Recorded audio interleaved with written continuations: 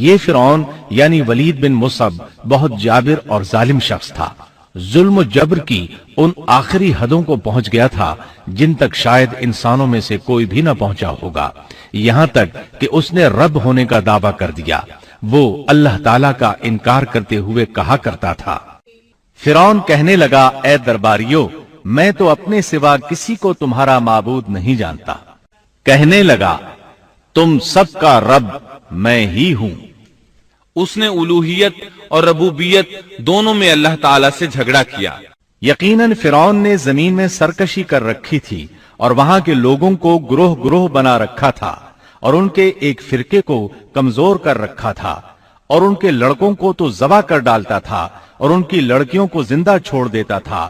بلا شک و شبہ وہ تھا ہی فساد کرنے والوں میں سے۔ اس نے لوگوں کے گروہ اور جماعتیں بنا رکھی تھیں۔ فرعون کے زمانے میں بنی اسرائیل سب سے حقیر اور کم درجہ قوم تھی۔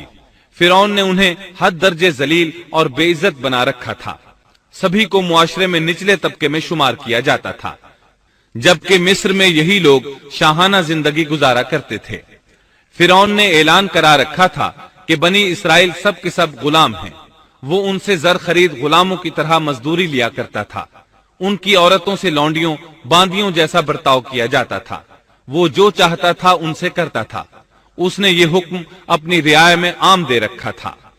مصر کے باشندے اعلیٰ درجے کے لوگ سمجھے جاتے تھے، وہ قبطی کہلاتے تھے۔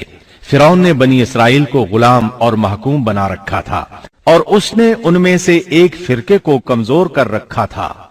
بنی اسرائیل اس ذلت سے نجات پانے کا انتظار کر رہے تھے، اور اس کی وجہ یہ تھی کہ انہیں ایک بشارت ملی ہوئی تھی۔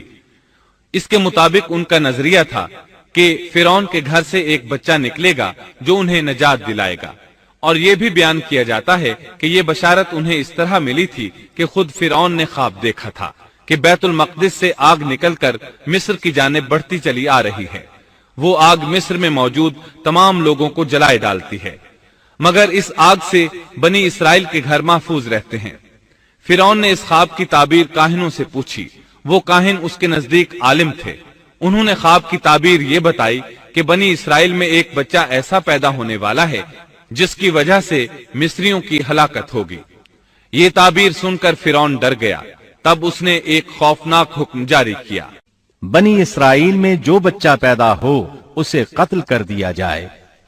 اللہ کی قدرت دیکھیے کہ ہارون علیہ السلام اس سے پہلے پیدا ہو چکے تھے اور موسیٰ علیہ السلام کی والدہ امید سے تھی۔